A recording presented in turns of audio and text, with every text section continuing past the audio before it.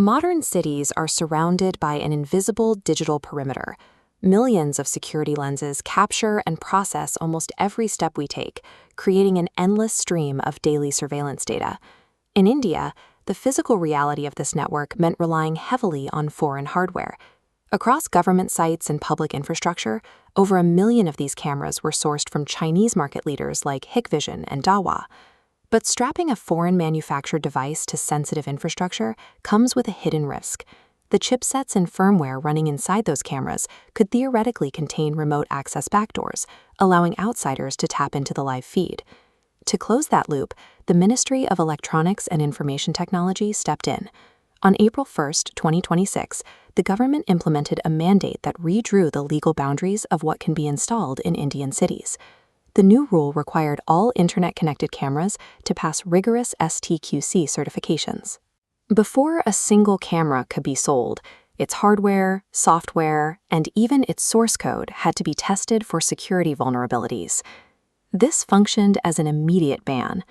Dominant Chinese brands were locked out of the market overnight because their native chipsets simply could not pass the new security tests.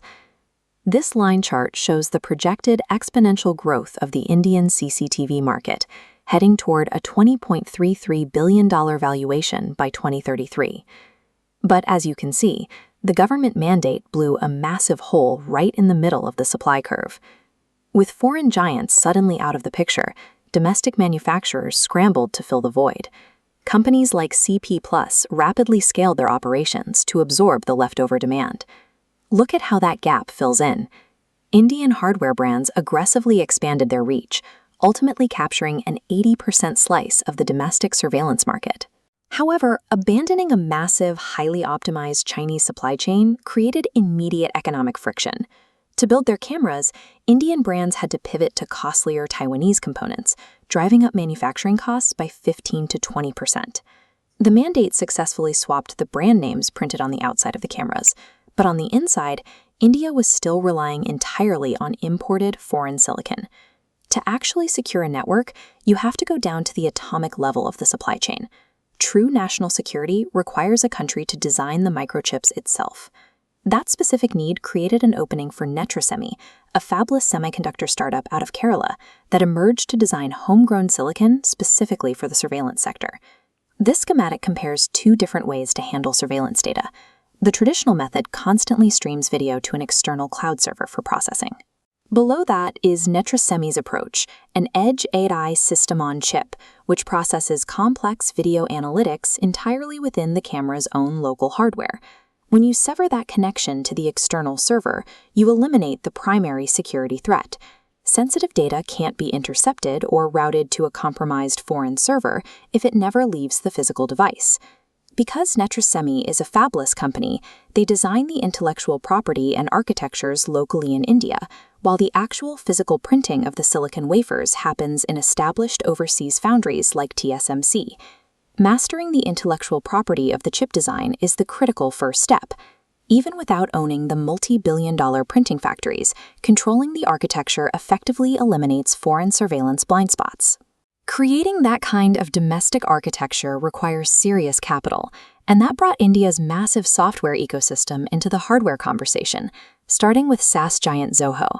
Zoho initially planned to build a $700 million physical semiconductor fabrication plant. They ultimately had to shelve the project because building a modern fab from scratch involves extreme, almost prohibitive technological complexities. Instead of trying to print the chips themselves, Zoho executed a strategic pivot. They led a $12.5 million Series A investment directly into Netrasemi's fabless design model. India has spent decades optimizing software and services, but this move directs massive venture capital toward the physical, deep tech hardware that software actually runs on.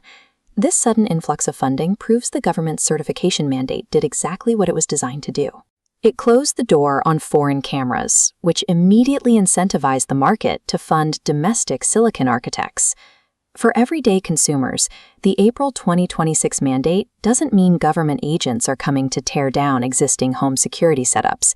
There is no forced nationwide removal for civilian cameras already installed. Instead, it's a long-term phase-out strategy. Over the next few years, uncertified Chinese hardware will organically age out of the ecosystem as consumers voluntarily upgrade and municipalities integrate new, secure city-level networks. You can already see the physical reality of this shift on the factory floor. Indian manufacturing lines are scaling up right now to assemble certified hardware that runs on domestic intellectual property. All of this was catalyzed by a single regulatory domino. A simple certification rule forced an entire industry to rethink its supply chain, kickstarting India's transition toward deep tech hardware independence. Technological sovereignty rests in the microscopic silicon brains that power a device, rather than the assembly line that puts it together.